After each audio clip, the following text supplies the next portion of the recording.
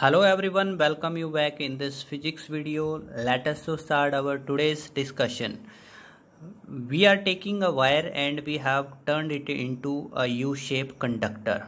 एक वायर को हमने U-shaped कंडक्टर में कन्वर्ट कर दिया and we placed there is a one movable arm.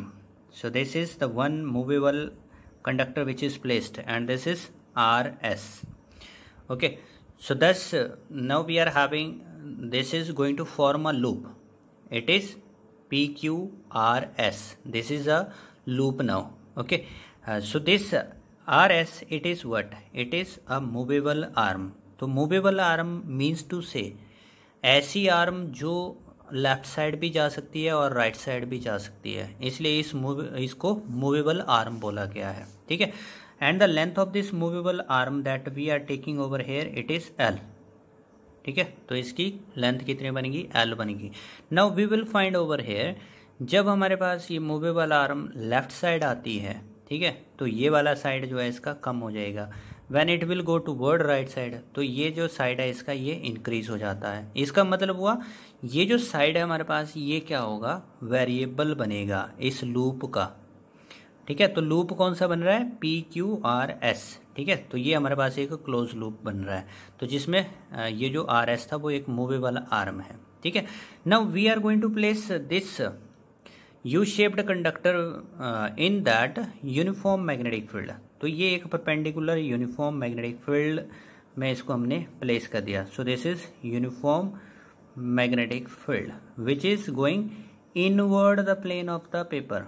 तो ये पेपर में अंदर की तरफ जा रही है. So which is shown with that cross sign. Okay. So this is shown with the cross sign. Now student let us to move this movable arm toward left. We are moving it toward left. Okay. So with velocity v. Now what will happen over there? जब हम इसको toward left लेकर के आएंगे student, तो इसमें जो number of magnetic field line थी इस लूप से वो डिक्रीज करना शुरू कर देगी. क्यों डिक्रीज करेगी? क्योंकि हमारे पास जैसे ही ये टूवर्ड लेफ्ट आना शुरू करेगा तो जो एरिया है इस लूप का वो डिक्रीज करना शुरू कर देता है. ठीक है. तो इसलिए हमारे पास that what will be the magnetic flux. तो मैग्नेटिक फ्लक्स क्या बना? उस लूप में से कितनी मैग्नेटिक फील्ड लाइन जो है वो नॉर्मली पास कर रही है. So this will be given by that BA cos of the angle, BA cos theta. ठीक है. So if we are looking over here हमारे पास जो मैग्नेटिक फील्ड है स्टूडेंट यहाँ पर वो इनवर्ड है और जो हमारे पास एरिया वेक्टर की डायरेक्शन है वो परपेंडिकुलरली आउटवर्ड होती है. ठीक है. तो इसका मतलब हो गया यहाँ पर एंगल क्या बन गया हमारे पास? 180 डिग्री का एंगल फॉर्म हो गया. So therefore we will get this one. Then cos 180 degree की वैल्यू क्या होगी? This is -1. This will the value. Okay, so thus we can say over here that we are taking the magnitude of this magnetic flux. So magnitude of this magnetic flux will give us a value. It is VA. ठीक है. तो हमारे पास magnetic flux का हम only magnitude use कर रहे हैं, जिससे हमारे पास क्या आएगा? पॉजिटिव वैल्यू आएगी. ठीक है.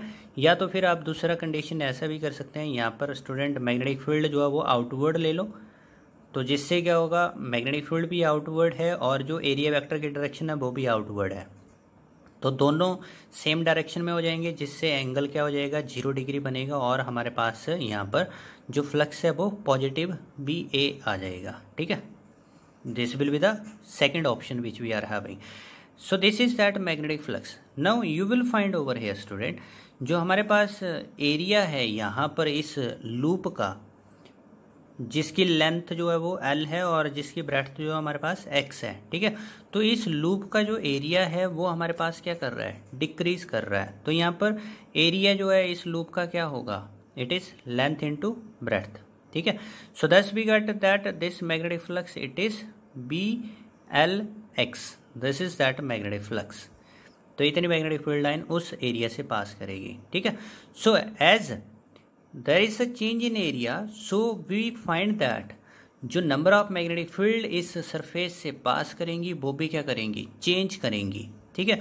And according to Faraday's second law student कि जब भी मैग्नेटिक फील्ड उस क्लोज सरफेस के साथ लिंक कर रही है वो चेंज होती है तो उससे क्या होगा, इंड्यूस्ड ईएमएफ प्रोड्यूस होगा. So then using Faraday's second law of electromagnetic induction.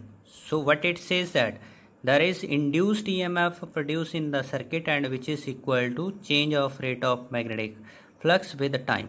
ठीक है, तो हमारे पास ये negative of change of rate of magnetic flux होगा. Now how much is that magnetic flux?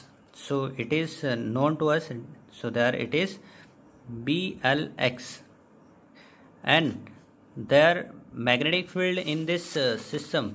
यहाँ पर हमने क्या किया था, मैग्नेटिक फील्ड को फिक्स किया था. ठीक है, लेंथ भी क्या थी, फिक्स थी. वेरिएबल क्या था, एक्स हमारे पास था. ठीक है, तो इसलिए हमारे पास यहाँ पर जो चेंजिंग टर्म है this is only x. So therefore we are looking that, इस डायग्राम में दोबारा से फोकस करें स्टूडेंट. जो हमारे पास जिस तरफ ये कंडक्टर मोशन कर रहा है उस साइड क्या हो रहा है, एक्स डिक्रीज कर रहा है ना.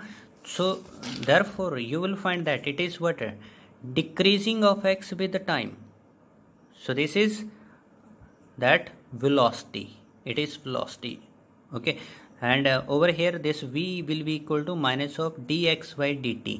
तो v minus of dx by dt कहने का मतलब होता है वेलोसिटी की वो डायरेक्शन है जिस तरफ x डिक्रीज कर रहा है. ठीक है, what is the meaning of this, velocity is in the direction of decreasing x. ठीक है, तो लेफ्ट साइड वेलोसिटी जो थी तो लेफ्ट साइड को x डिक्रीज कर रहा था. ठीक है, so thus we get it is induced EMF. So this induced EMF student which is over here we are getting, it is due to the motion of that conductor. तो ये इस conductor के motion की वजह से वहाँ पर क्या हो गया, इंड्यूस्ड EMF प्रोड्यूस हो गया. So therefore this induced EMF which is produced due to of this motion of the conductor through magnetic field, it is named as motional EMF. It was motional EMF. Okay, so there we come to know about motional EMF.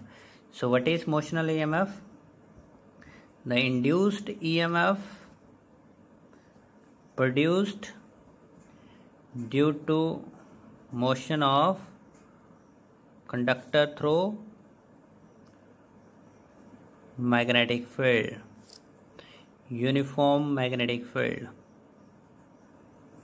Okay, so this is known as induced EMF.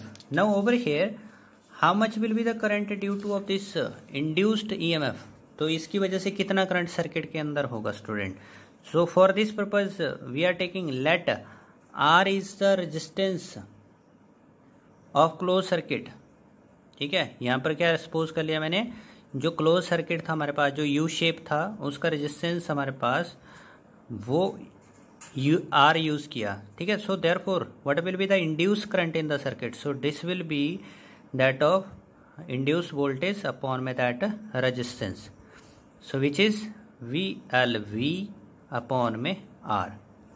Okay, this is that induced current which is going to flow through this circuit and that direction as already said कि direction आप find out कर सकते हो Fleming left hand rule से या फिर आप right hand rule से या फिर आप फाइंड आउट कर सकते हो उसको लेंज लॉ से. तो देखो यहाँ पर जब ये टूवर्ड लेफ्ट हो रहा है तो इसमें क्या हो रहा है स्टूडेंट, मैग्नेटिक फील्ड डिक्रीज कर रही है. अगर मैग्नेटिक फील्ड डिक्रीज कर रही है तो करंट क्या करेगा, ऐसी डायरेक्शन लेगा कि वो उसको इंक्रीज करेगा.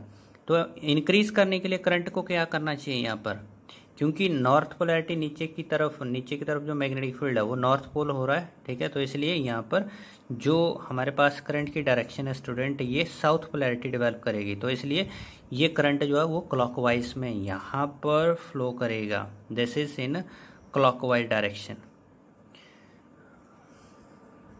And if we will say that the factor on which this induced motional EMF will depend, so we will say that it is going to directly proportional to that magnetic field.